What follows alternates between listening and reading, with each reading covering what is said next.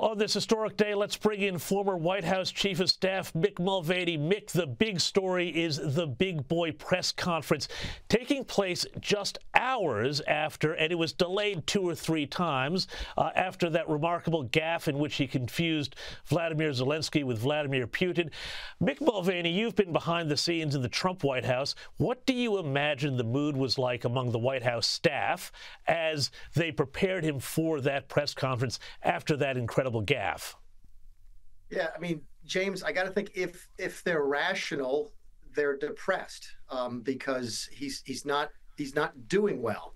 But my guess is they're not being rational. That a rational staff would have tried to convince him to sort of gracefully bow out of the race already. So my guess is, it's an educated guess, is they're back celebrating, thinking this is great, this is fine, this is so much better. He put everything to rest. He's going to be the next president of the United States. So there's a real cognitive disconnection between what the rest of the world is seeing and what the White House staff is seeing. But I mean, speaking of cognitive disconnects, right off the bat, the first thing he does is refers to his vice president as Vice President Trump. Have a look. Look, I wouldn't have picked Vice President Trump to be vice president, but I think she was not qualified to be president. So let's start there. I mean, this must have been just an absolutely heart-sinking moment for everybody in the Biden camp, and yet he presses on. Yeah, I was actually watching that in a news studio with a large group of people, and there was just a collective groan from the Republicans, Democrats, centrist alike. That it's been hard to watch. That this is the president of the United States. There's a collective feeling of sympathy and dread at the same time. So yeah, that's probably the worst gaffe of the night. But face it, James, it's not the last gaffe we're going to hear from Joe Biden. No, and I mean, that sort of combination of sympathy and dread brings up the whole question of, does the president have some deeper underlying medical condition? And in the last week or so, there's been a lot of crystallization around this idea that quite possibly he's suffering from Parkinson's, which of course would be a huge tragedy for him and the Biden family. But the White House has been caught up covering up the fact that a renowned Parkinson's specialist has visited the presidential residence on multiple occasions. And again, the press seems very compliant in these cover-ups when Donald Trump spilled a glass of water, they tried to foist the 25th Amendment on him. How do you rate the role of the press in suddenly turning on the Biden administration here when a lot of them would have suspected this all along? Yeah, I had dinner this week with some prominent Democrats, including some members of the press, and they were just beside themselves as to how shocked they were to see Biden do as badly as he did. And I kept asking them, how are you possibly shocked? Have you only been reading your own materials?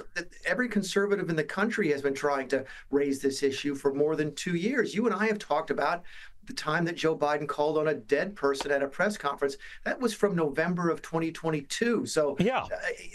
You don't know if it's on purpose. You don't know if they just can't help themselves. But really, this whole episode has exposed a fissure in the American culture when it comes to how to deal with the truth, because there's a lot of Democrats who've apparently been willing to sort of sweep the truth under the rug for a long time. Well, I mean, so then the question is, Mick, where does this go from here? Obviously, the president has done just enough, I would say, in this press conference today, the big boy press conference, as they called it, to stay in the race, but he hardly hit it out of the park. What's going to happen at this Democrat convention, which is coming up? Because I'm hearing more reports of congresspeople urging Biden to step aside, money taps being turned off, and even delegates now being called to have their support checked by the Biden White House or people in the Biden camp. Is there any chance that there might be a shift or a movement at that convention? James, the best guess I've got on that, again, talking to people as this press conference has gone on, is that this wasn't bad enough to get him kicked out of the race. It's also not good enough to put all the concerns about him to bed, which means that the slow bleed that you've seen over the course of the last 12 days since the debate is going to continue. You ask about the Democrat convention. It's a fascinating question, but keep in mind the Republican convention is intervening and will begin on, I think, Monday in this country. And it's going to be fascinating to see how Donald Trump handles it, specifically as to his selection of a vice presidential candidate. He almost has to guess as to whether or not Biden will remain at the top of the ticket or whether or not the top of the ticket will be Kamala Harris or somebody else as he makes his vice presidential pick. Because face it, to be honest, you got to think that his pick for vice president would be different with a Biden-Harris team or a Harris-somebody other team or somebody else team. So it's a very difficult thing to do as a Republican, to try and anticipate who you're running against when there's no definitive answer coming out of this press conference. The slow bleed will continue. I don't think that Joe Biden will be able to proceed as the Democrat nominee, but if he wants to, he will.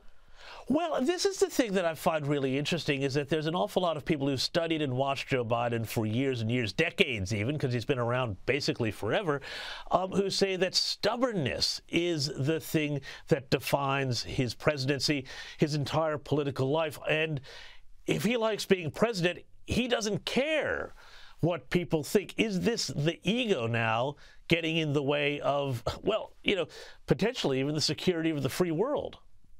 Yeah, well, a lot of that turns on whether or not that stubbornness is an inherited trait, because we're hearing, and I'm not making this up, that Hunter Biden has assumed a significant leadership role within the White House right now. So the team is advising him, seems to be his family. So is his wife Jill as stubborn as he is? Is Hunter inherited that stubbornness? If that's the case, those are probably the only people that could talk him out of running for president right now. Nancy Pelosi can't do it. Chuck Schumer can't do it. Barack Obama can't do it. Apparently George Clooney can't even do it.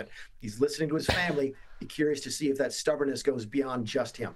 But this is like this crazy, almost sort of downfall situation here. It's the president, it's Jill, it's Hunter, all kind of bunkered down in the Oval Office. And then we've got this situation where even if the entire Democrat money machine turns off and everybody says, no, we've got to have Kamala Harris, God help us, or somebody else, well, there's really still nothing they can do to budge him, is it? It's just simply not possible. That's right. Again, when I was having dinner with the Democrats this week, one of the things they made clear and they wanted everybody to understand is this is up to Joe Biden.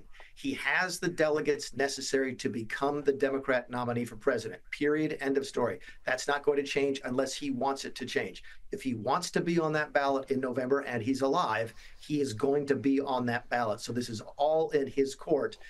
Nobody can take it away from. I guess there's one exception. Vice President Kamala Harris could make a motion under the 25th Amendment to have him declared incompetent right now for office, but I would never imagine that happening. Short of that, the ball is in Joe Biden's court. Hey, look, we've talked a lot about the Bidens, but let's talk about the Trump family now for a second, because we had kind of a new hero emerge amongst the Republican Party this week. Have a look at this here. A very young man is now going to college, got into every college he wanted to, and he made his choice. And he's a very good guy, I'll tell you. I had a standing ovation for Trump's youngest son, Barron Trump. This was his first time at a campaign rally, and I saw people like Morgan Freeman on Twitter absolutely losing their mind that there could be a Trump dynasty here. Does this reveal some of the anger on Twitter and elsewhere, just how unhinged and deranged some of the people who are anti-Trump out there are? Sure, they're beating up on an 18-year-old kid for going to his dad's political rally. Seriously, come on. Yeah. Estrangement syndrome is not limited to Donald J. Trump. There's no question about that. It goes across the entire family. So it's hard to see. Look, he's a good kid. I didn't spend a lot of time with him because he was very young when I was in the White House with him. But the president thinks very, very highly of him, as he should. Good-looking kid. By the way, you couldn't see it, and you didn't get a perspective. I think he's like 6'6" or 6'7". So he's well over 2 meters tall in the strange way that you guys measure down there. He's an 18-year-old kid going to his dad's political rally. What's wrong with that? So, look, let Morgan Freeman be an old man yelling at clouds. That's fine. He's not the only one in the country doing that. Yeah, how the mighty have fallen. Hey, before you go, Mick, I want to show you this clip of Donald Trump with Brian Kilmeade. Have a look at this. On your vice president candidate, word is that you won't pick J.D. Vance because of his facial hair. Is that true? No, facial hair I've never heard that one. Like a young Abraham Lincoln. Right, he's a handsome man. Doug Burgum, he's a nice guy. On abortion in North Dakota, he signed something legislation handed him. Does that hurt him? It's an issue. And lastly, Marco Rubio. An issue. Marco Rubio and being from Florida, would that stop you from picking him? No, but it does make it more complicated. You do that, and it makes it more complicated. There are people that don't have that complication. So just to come back to that question of the VP pick, there was a few names thrown out there. You got the reactions. We've spoken about some of your thoughts in the past. Who are you sticking with here? Who do you reckon it's going to be? What I'm hearing, I'll give you two answers to that question. What I'm hearing is that J.D. Vance is moved to the top of the list. And I think that makes some sense. There was a lot of discussion about his facial hair. But as soon as Donald Trump says you look like a young Abraham Lincoln, that means you look like you're from Central Casting, and he loves people who look the part. So J.D. certainly could be on the short part of the list. I don't think Doug Burgum is going to make the final cut. The two names that I will give out, one you've heard from me before, and one we haven't talked about in a while. I still think Ben Carson is in consideration, the former Secretary of Housing and Urban Development in the first Trump administration. And a name we haven't talked about in a while, Kristi Noem, the governor of South Dakota. Why is that? I think if the Trump team believes that Kamala Harris is going to be the top of the Democrat ticket, they believe they're going to need a woman as a vice president. And I think Kristi Noem goes back on the list. A list she was on, by the way, for a long time until she had that blow up about shooting her dog. But I think she might have rehabilitated herself to the point where she could be back on the list. We'll know in the next 72 hours or so. Well, the U.S. report is a great lover of dogs, so I think we are not on the Kristi Noem bandwagon. But Mick Mulvaney, thank you so much for your time, for joining us here on the U.S. report.